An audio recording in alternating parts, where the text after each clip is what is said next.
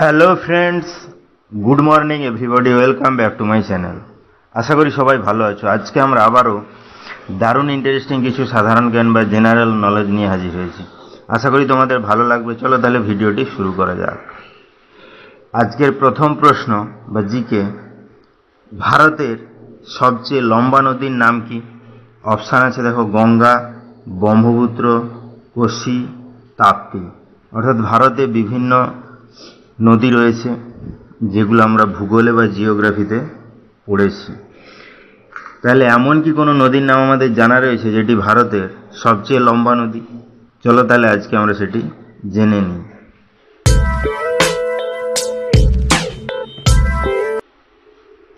এখানে সঠিক অ্যান্সারটি হবে গঙ্গা। অর্থাৎ গঙ্গা নদীটি ভারতের সবচেয়ে লম্বা নদী। নেক্সট কি আছে দেখো, আজকের 2 নম্বর প্রশ্নবাজিকে, সাবান তৈরিতে তেলের সঙ্গে কি মেশাতে হয়? অপশান আছে দেখো, আটা, কস্টিক সোডা, দুধ, পাউডার। অর্থাৎ সাবান আমরা সবাই বেশিরভাগই প্রতিনিয়ত ইউজ করে থাকি। সাবানের ব্যবহার কিন্তু খুব বেশি এবং সাবান একটি জনপ্রিয় স্টেশনারি সামগ্রী। তাহলে সাবান তৈরিতে তেলের সঙ্গে কি মেশাতে হয় সেটি কি আমাদের জানা রয়েছে? চলো তাহলে আজকে আমরা সেটি জেনে নিই।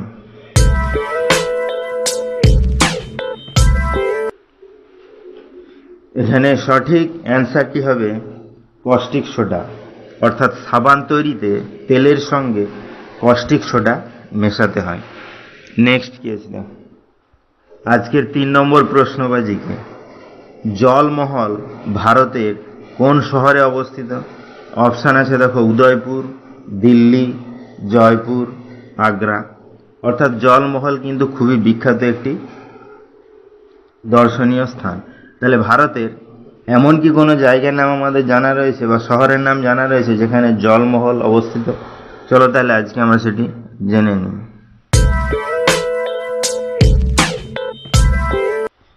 এখানে সঠিক অ্যান্সারটি হবে জয়পুর। অর্থাৎ জলমহল ভারতের জয়পুর শহরে অবস্থিত। তাহলে ভিডিওগুলো যদি ভালো লাগে চ্যানেলটিকে অবশ্যই সাবস্ক্রাইব করবে, লাইকস করবে, কমেন্টস করবে ও ফ্রেন্ডদের শেয়ারও করবে। কারণ প্রতিদিন এইরকম ইন্টারেস্টিং ভিডিও পেতে গেলে চ্যানেলটিকে অবশ্যই সাবস্ক্রাইব করতে হবে। নেক্সট কি আছে,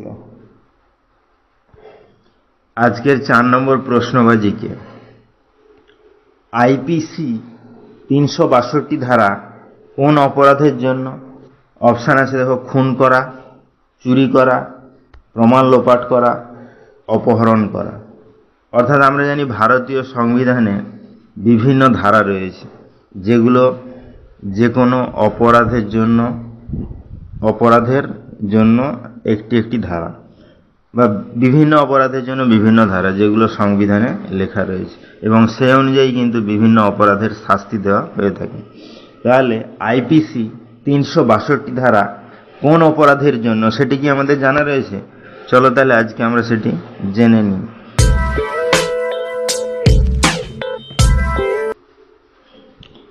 এখানে সঠিক অ্যান্সারটি হবে অপহরণ করা। অর্থাৎ আইপিসি 362 ধারা কিন্তু অপহরণ করার জন্য রয়েছে। অর্থাৎ সে অপহরণ করার কাজে যারা যুক্ত তাদেরকে আইপিসি 362 ধারা অনুযায়ী শাস্তি দেওয়া হয়। নেক্সট কি আছে দেখো, দুধ চা খেলে কোন রোগ হয়? অপশান আছে দেখো, অ্যাসিডিটি, ক্যান্সার, সুগার, প্রেশার। অর্থাৎ চা কিন্তু খুবই জনপ্রিয় একটি পানীয় যা আমরা সকালে বা বিকেলে যখন হোক খেয়ে থাকি এবং ভারতীয়রা কিন্তু সবচেয়ে বেশি পরিমাণে চা খেয়ে থাকি। তাহলে দুধ চা খেলে কোন রোগ হয় সেটি কি আমাদের জানা রয়েছে? চলো তাহলে আজকে আমরা সেটি জেনে নিই।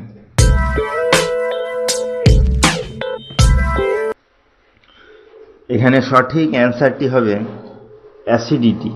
অর্থাৎ প্রতিনিয়ত দুধ চা খেতে থাকলে কিন্তু আমাদের অ্যাসিডিটি বেশি হওয়ার সম্ভাবনা থাকে।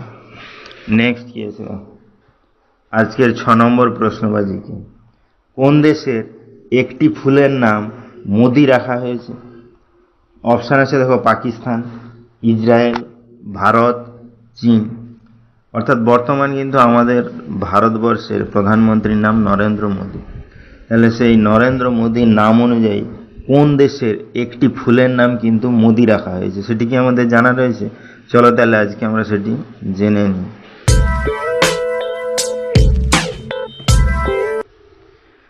এখানে সঠিক অ্যান্সারটি হবে ইসরায়েল।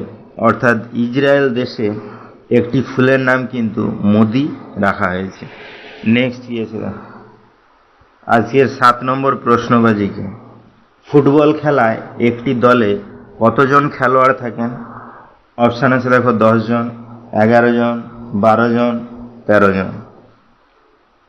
অর্থাৎ ফুটবল কিন্তু একটি জনপ্রিয় খেলা যেটি গোটা বিশ্বে প্রচলিত এবং খুবই ইন্টারেস্টিং বা আনন্দদায়ক খেলা, এবং আমরা সবাই ভারতীয়রা বিশেষ করে ফুটবল খেলা তো দেখি। তাহলে ফুটবল খেলা একটি দলে কতজন খেলোয়াড় থাকেন সেটি কি আমাদের জানা রয়েছে? চলো তাহলে আজকে আমরা সেটি জেনে নিই। তো বন্ধুরা, এই কোশ্চেনটি কিন্তু তোমাদের জন্য। এই কোশ্চেনটির অ্যান্সার যদি তোমাদের জানা থাকে তাহলে অবশ্যই আমাকে কমেন্ট করে জানাবে। তাহলে ভিডিওটি এখানেই শেষ হলো। নেক্সটে আমরা এরকম আরও ইন্টারেস্টিং ভিডিও নিয়ে হাজির হব। তো তখন সবাই ভালো থেকো, সুস্থ থেকো। Thank you.